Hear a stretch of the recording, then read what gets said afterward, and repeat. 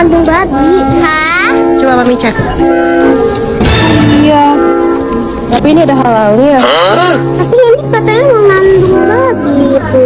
Sijil Halal Malaysia mendunia. Sistem halal kita antara yang terbaik dan boleh dijadikan contoh untuk negara lain. Wow.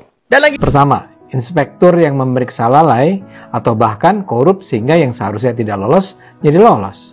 Kedua, untuk mengekalkan buah daripada menjadi coklat. Kalau korang nak tahu, bahan ni lah yang membuatkan apple yang korang tengok dekat pasar raya tu nampak bersinar. Ramai antara kita membesar dengan Skittles. Kecil-kecil kita dah rasa pelangi. Warna makanan ini sering dikaitkan dengan hyperaktif pada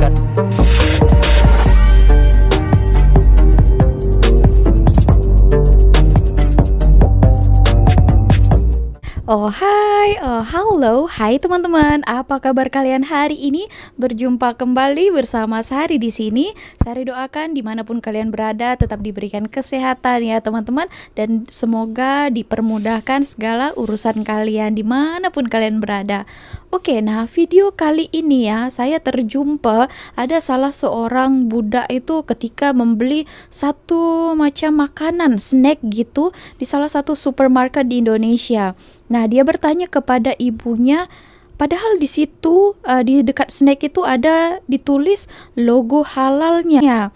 Tapi ada juga di bagian bawahnya itu tertulis mengandungi babi ya. Oke, sebelum kita bahas itu, kita tonton juga. Saya tahu juga ramai teman-teman yang muslim juga yang menonton video ini. Saya juga sebagai non-muslim. Ini dulu ya teman-teman, sebelum saya datang ke Malaysia, dan di Malaysia saya baru tahu. Padahal dulu di Indonesia ramai juga kawan-kawan saya yang muslim, tapi saya hanya tahu halal dan tak halal itu hanya mengandungi babi saja, bebong saja ya. Setelah di Malaysia ini bukan hanya itu saja ya yang tidak halal ya. Ada banyak hal-hal yang lainnya. Contohnya ada alkohol ya. Ada apalah banyak ya teman-teman. Oke, start di Malaysia saya baru tahu saja. Beberapa minggu yang lalu pun ada ya snack-snack daripada Indonesia, makanan daripada Indonesia yang dijual di Malaysia ini ya sudah logo halal katanya, tapi masih mengandungi babi ya. Oke teman-teman, so kita kata lainnya babi ataupun bebong saja ya. Oke, kita panggil bebong saja ya, supaya tidak terkasar sangat ya. Oke, jadi kenapa sudah ada logo halal tapi bahan-bahan makanan yang terdapat di dalam makanan tersebut itu ada pula yang mengandungi yang benda-benda yang tidak halal ya. Kira-kira kenapa hal itu ya? Jadi membuat kalau untuk orang Malaysia kalau datang ke Indonesia itu membuat gak was-was sedikit ya membeli makanan sudah ada logo halalnya, tapi kenyataannya kita ulas video ini karena saya tahu ramai subscriber saya yang muslim, so supaya kita berbagi informasi. Kalau misalnya kurang lengkap, kalian boleh tambahkan komentar pendapat kalian di ruang komen di bawah. So langsung saja jum. Ini mengandung babi. Hah? Coba Mami cek. Iya. Oh, tapi ini ada halalnya. Tapi ini katanya mengandung babi itu. Tapi ada halalnya, lihat nih. Jadi beli apa jangan ya? Jangan. Tapi kok bisa ada halalnya ya? Heboh minuman berlogo halal tapi mengandung babi, buat netizen terkejut. Sebuah video yang beredar luas di media sosial menghebohkan publik. Pasalnya, dalam video yang beredar memperlihatkan sebuah minuman yang berlabel halal ternyata mengandung babi. Dalam video tersebut, terlihat seorang ibu dan anak yang sedang berbelanja di sebuah mall dan menemukan minuman kemasan impor asal Korea Selatan dengan label halal. Namun, dicantumkan juga informasi bahwa produk tersebut mengandung babi. Sontak anak dalam video tersebut memberikan komentar polos kepada minuman tersebut dan langsung menyita perhatian publik.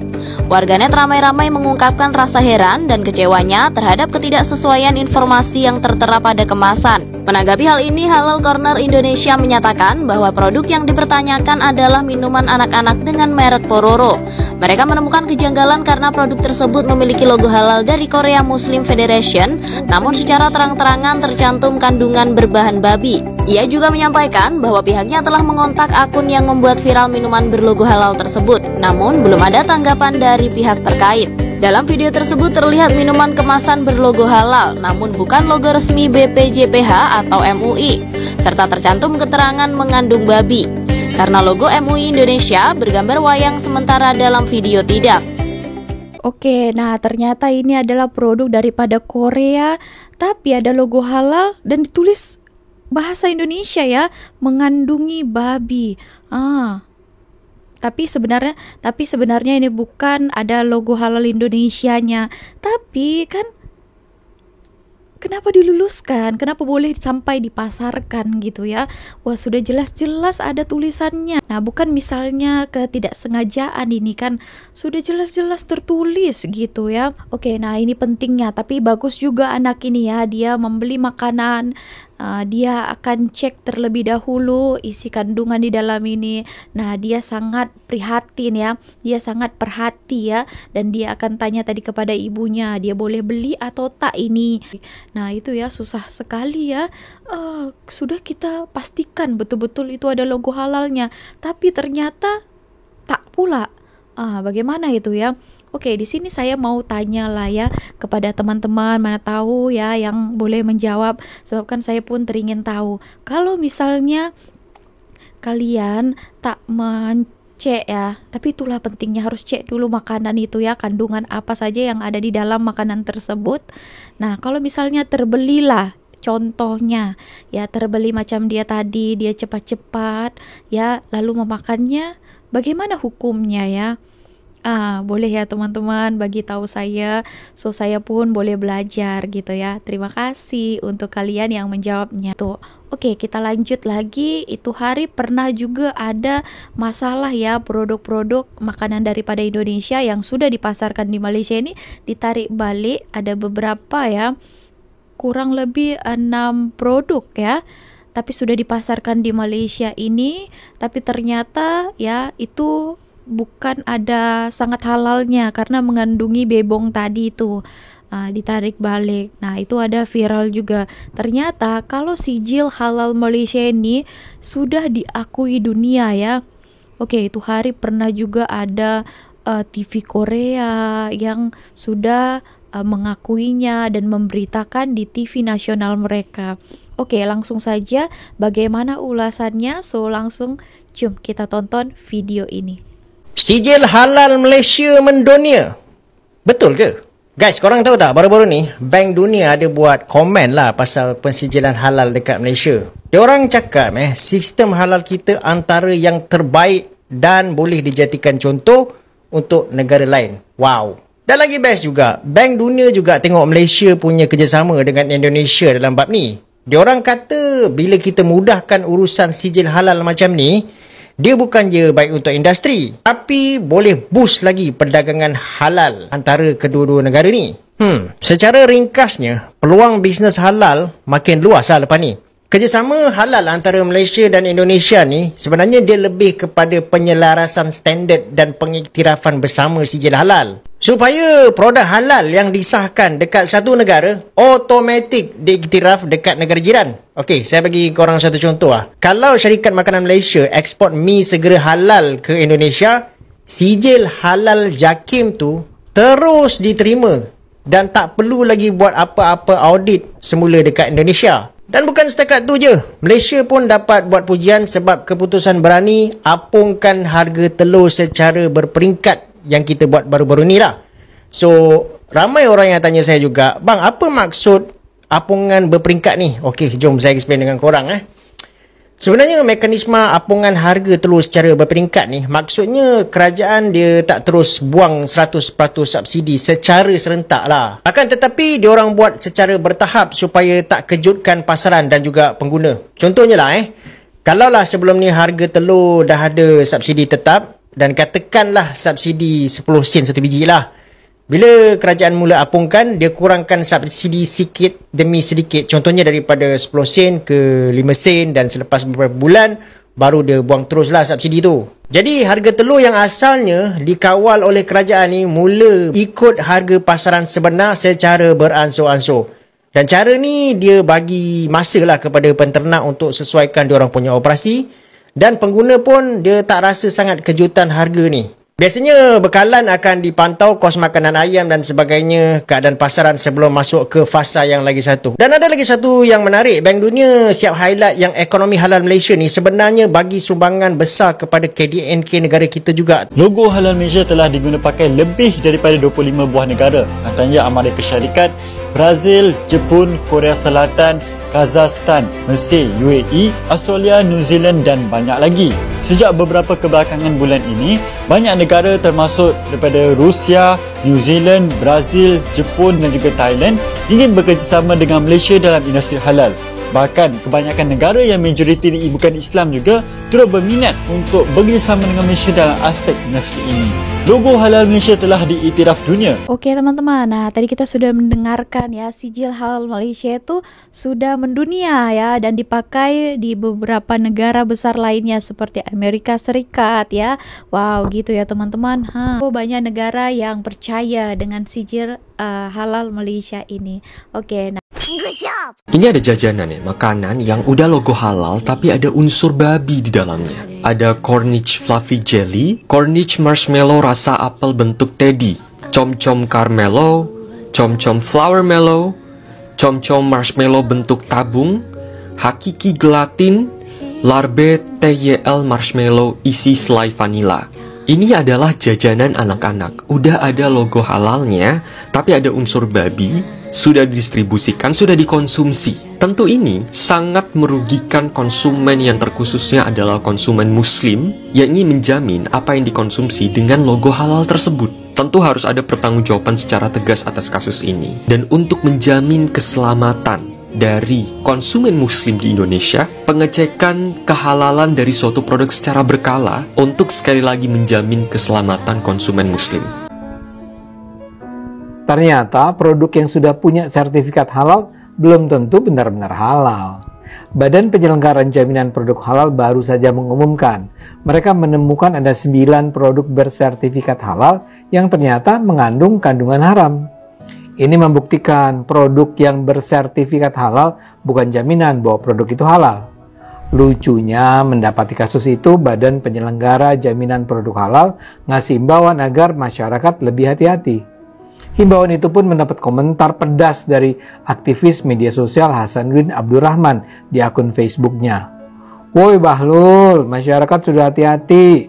Mereka cari produk yang berlabel halal," tulisnya. "Gara-gara percaya sama elu, mereka jadi makan produk haram," lanjutnya lagi. Menurut Hasan ada 2 kemungkinan kenapa produk yang bersertifikat tapi ternyata tidak halal. Pertama, inspektur yang memeriksa lalai atau bahkan korup sehingga yang seharusnya tidak lolos jadi lolos. Kedua, perusahaan emang melakukan pelanggaran. Menurut Hasan, kedua hal itu merupakan masalah besar.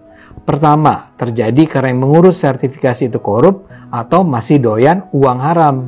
Ketika petugasnya korup atau integritasnya rendah, kemungkinan terjadinya penyelewengan sangat besar. Apapun bisa lolos asal bayar. Masalah kedua diakibatkan oleh sistemnya yang memang sangat rentan. Sistem yang rentan atau kurang bagus tidak mampu memberikan pengawasan secara melekat pada semua proses. Nah inilah ya sangat bahayanya korupsi, suap itu ya. Padahal mungkin makanan ini itu tidak diloloskan halal ya. Tapi karena pejabat-pejabat yang suka uang haram ya mereka loloskan saja. Walaupun tahu di dalam makanan itu ada kandungan yang tidak halalnya. Aduh, tapi apa sangat ya. Jadi orang-orang muslim yang jadi terkena kan tidak sengaja ya karena ulah-ulah oknum orang-orang yang korupsi di negara kita ini. Wow, itu yang sangat bahaya ya, merugikan semua orang jadinya. Itulah yang tidak patutnya ya. Oke teman-teman. Nah, kebetulan ini saya ada terjumpa satu video daripada channel Ras Daniel ya. Jangan lupa untuk subscribe. Ditulis di sini tajuknya adalah 15 makanan yang haram di luar negara ya. Tapi di sini kategori haram itu bukan yang tak halal ya. Oke, tapi mungkin tak dimakan di luar negara tapi kita makan gitu. Tapi bukan ya tentang logo halalnya itu tadi. Oke teman-teman, kira-kira makanan apa saja itu ya? Yang 15 itu kita makan tapi orang di luar negara itu mereka dilarang makan. Oke, so langsung saja cium. 15 makanan kegemaran korang yang diharamkan di luar negara. You are what you eat. Walaupun dekat Malaysia ni macam-macam jenis makanan kita boleh makan, tapi tahu tak korang, makanan kegemaran korang tu diharamkan di luar negara disebabkan atas alasan untuk menjaga negara dan rakyat. Tanpa melengahkan masa, inilah senarai 15 makanan yang diharamkan di luar negara. Yang ke-15 adalah chewing gum, diharamkan di Singapura.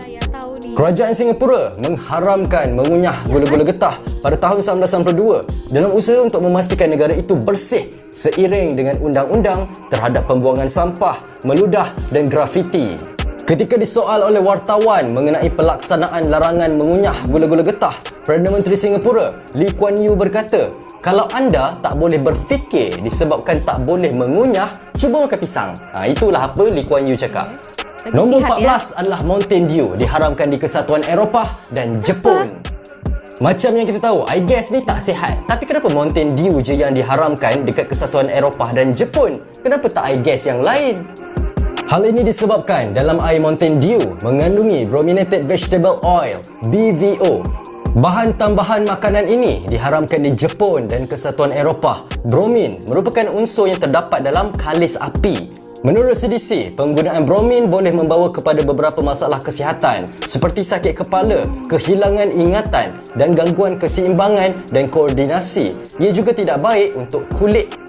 Syarikat PepsiCo mengumumkan pada tahun 2014 bahawa bahan kimia berbahaya itu akan dikeluarkan daripada minuman ringannya. Walau bagaimanapun, BVO tidak dialih keluar daripada senarai ramuan Mountain Dew sehingga tahun 2020. Makanan kegemaran korang yang diharamkan di luar negara nombor 13 iaitu Kellogg's Fruit Loops. Ianya diharamkan di Perancis, Australia, Norway dan Finland. Bijirin sarapan pagi berwarna-warni kesukaan kanak-kanak, Kellogg's Fruit Loops telah diharamkan disebabkan penuh dengan perwarna makanan yang dianggap bahaya seperti Yellow 5 dan Red 40. Bijirin bergula ini juga mengandungi kacang soya, minyak biji kapas dan kelapa terhidrogenasi. Semuanya dianggap berbahaya dan diharamkan di negara-negara tersebut. Yang ke-12 adalah susu Amerika Syarikat. Susu lembu daripada Amerika Syarikat diharamkan di Australia, New Zealand, Kanada, Jepun dan EU. Apa itu? Susu lembu dari USA mengandungi RBGH. Itulah sebab kenapa negara-negara ni tak terima susu dari Amerika Syarikat. Lembu tenusu dari Amerika Syarikat diberi makan dengan hormon pertumbuhan buatan manusia, RBGH sintetik, untuk meningkatkan pengeluaran susu. Dibangunkan oleh syarikat bioteknologi pertanian Monsanto, ia telah diluluskan oleh FDA pada tahun 1993, membolehkan syarikat menghasilkan sejumlah besar susu yang lebih murah dalam keadaan yang teruk di ladang kilang. Kajian mendapati bahawa lembu yang dirawat dengan RBGH menghasilkan susu yang mengandungi tahap peningkatan faktor pertumbuhan seperti insulin 1 yang boleh meningkatkan risiko kanser payudara dan jenis kanser yang lain. Menurut laporan 2014 oleh USDA, amalan itu semakin berkurangan kerana hanya 9.7% daripada operasi tenusu Amerika Syarikat menggunakan RBGH. Nombor 11, makanan yang diharamkan di luar negara iaitu Ritz Crackers. Biskut ini telah diharamkan di Switzerland, Austria, Hungary, Iceland, Norway dan Denmark. Ritz Crackers merupakan biskut keju yang sedap dimakan, tapi biskut ni banyak juga negara yang mengharamkannya. Ritz Crackers mengandungi paras tinggi natrium, minyak biji kapas terhidrogenasi, lemak trans yang dikaitkan dengan penyakit kardiovaskular. FDA telah menganggap jenis minyak ini sebagai tidak diiktiraf secara amnya sebagai selamat, tetapi kelemahan tertentu membenarkannya untuk terus digunakan di dalam produk. Yang ke-10, makanan yang diharamkan di luar negara iaitu buah apple dari Apple. Ianya diharamkan di Kesatuan Eropah. Buah apple daripada Amerika Syarikat dirawat dengan diphenylalamin DPA, sebatian yang digunakan untuk mengekalkan buah daripada menjadi coklat. Kalau korang nak tahu, bahan ni lah yang membuatkan apple yang korang tengok dekat pasar raya tu nampak bersinar. Pengawal selia keselamatan makanan Eropah mengharamkan buah itu pada tahun 2014 kerana bahan kimia itu telah dikaitkan dengan pelbagai jenis kanser. Yang kesembilan adalah creamer Coffee Mate. Ianya diharamkan di Austria, Hungary dan beberapa negara Skandinavia. Krim kopi yang agak terkenal dekat Malaysia ni membuatkan kopi korang rasa macam ada vanila atau caramel. Dengar sedap, tapi korang takkan jumpa krim kopi ni dekat Eropah. Creamer seperti Coffee Mate biasanya diperbuat daripada gula, penstabil dan beberapa perasa. Walau bagaimanapun, apa yang menjadikan produk itu tidak diingini di beberapa negara Eropah adalah minyak soya dan biji kapas terhidrogenasi yang terdapat dalam produk bukan tenusu ini. Minyak terhidrogenasi dibungkus dengan lemak trans. Banyak kajian telah menunjukkan bahawa lemak trans adalah jenis lemak yang paling teruk kerana ia meningkatkan kolesterol jahat dan menurunkan kolesterol baik, meningkatkan risiko penyakit jantung, diabetes, serangan jantung dan stroke. Jadi kalau nak minum kopi tak payahlah nak tambah creamer-creamer ni. Nombor 8 adalah daging babi daripada Amerika Syarikat. Daging babi Amerika Syarikat diharamkan di Kesatuan Eropah, Rusia dan China. Kalau korang nak tahu, babi dekat Amerika Syarikat adalah jauh lagi besar daripada babi-babi negara lain. Ini disebabkan ractopamine. Babi daripada Amerika Syarikat ni diberi ractopamine, bahan tambahan makanan haiwan yang digunakan untuk mempercepatkan penambahan berat badan babi. Bahan tambahan ini dikaitkan dengan isu kesihatan utama pada haiwan dan juga manusia. Oleh disebabkan itu, negara-negara ni tak ambil daging babi daripada Amerika Syarikat. Yang ketujuh, makanan kegemaran korang yang diharamkan di luar negara iaitu aiskrim drumstick Nestle. Aiskrim drumstick Nestle telah diharamkan di Kesatuan Eropah. Jadi jangan sibuk-sibuk korang nak cari aiskrim drumstick Nestle ni dekat Eropah. Memang takkan jumpa. Hal ini disebabkan dalam kon tu ada bahan bernama carrageenan. Bahan ni digunakan untuk memanjangkan jangka hayat produk pengguna. Aditif makanan ini telah dikaitkan dengan keradangan dan juga kanser. Nombor 6 ni favourite saya masa kecil iaitu Skittles. Skittles telah diharamkan di Norway dan Kesatuan Eropah. Mesti ramai antara kita membesar dengan Skittles. Kecil-kecil kita dah rasa pelangi. Tapi walaupun gula-gula ni nampak cute-cute je sebab colourful, tapi bahan perwarna di dalam Skittles ni membuatkan Skittles diharamkan di negara-negara ni. Warna tiruan Yellow 5 dan Yellow 6 adalah antara bahan yang tersenarai. Pewarna makanan ini sering dikaitkan dengan hyperaktif pada kanak-kanak dan tindak balas alahan. Di samping pewarna makanan, Skittles ni juga mengandungi satu lagi bahan yang telah menyebabkan larangannya di Kesatuan Eropah pada tahun 2022. Titanium dioksida adalah bahan tambahan yang digunakan dalam produk untuk meningkatkan kegelapan dan kecerahan. Agensi Penyelidikan Kanser Antarabangsa IARC mengklasifikasikan titanium dioksida adalah bahaya selepas kajian menunjukkan bahan itu menyebabkan lebih banyak tumor paru-paru kepada tikus. Disebabkan oleh itu, tiada lagi rasa pelangi di Eropah. Nombor 5, makanan yang diharamkan di luar negara iaitu betik daripada Hawaii. Ianya telah diharamkan di Kesatuan Eropah. Betik Hawaii telah direka bentuk secara genetik untuk menentang virus ring spot yang memusnahkan tanaman Amerika Syarikat pada tahun 1990-an. Walaupun terdapat banyak perdebatan tentang sama ada hasil kejuruteraan genetik ini selamat atau tidak, Kesatuan Eropah tidak mengambil sebarang peluang menjadikan betik kejuruteraan genetik ini sebagai buah terlarang. Yang keempat, makanan favourite korang yang diharamkan di luar negara iaitu Twinkies. Okey, tak adalah favourite korang sebab yang kita selalu makan masa kecil dulu tu jenama Twiggies keluaran Gardenia. Yang ni adalah Twinkies. Twinkies ni telah diharamkan di Norway, Finland dan Austria sebab ada bahan pewarna yang bahaya. Pewarna Yellow 5 telah dikaitkan dengan tindak balas alahan seperti gatal-gatal, batuk dan muntah. Pewarna makanan yang mengandungi pewarna ini dikehendaki mempunyai label amaran di EU, tetapi negara seperti Finland, Norway dan Austria telah memutuskan untuk tak nak ambil risiko, diorang haramkan terus. Nombor 3, makanan yang diharamkan di luar negara iaitu Doritos Light. Snack ni telah diharamkan di Kanada dan Kesatuan Eropah. Doritos Lite adalah snack bebas lemak berbeza dengan Doritos biasa. Bila kita dah baca bebas lemak, kita pun bebas rasa bersalah untuk makan snack. Betul ke tak? Salah. Walaupun tak ada lemak, tapi Doritos Lite mengandungi pengganti lemak yang tidak baik untuk manusia. Olestra adalah lemak sintetik yang menghalang penyerapan nutrien dan telah dikaitkan dengan gejala seperti kekejangan perut. Atas sebab ini, Eropah dan Kanada mengharamkan Doritos Lite. Nombor 2, makanan yang diharamkan adalah daging lembu kisar dari Amerika Syarikat. Ianya diharamkan di Kesatuan Eropah. Daging lembu kisar dari US diharamkan disebabkan daging kisar bungkus US ni ada lendir merah jambu. Menurut ABC News, kira-kira 70% daging lembu yang dijual di pasaraya Amerika Syarikat mengandungi lendir merah jambu.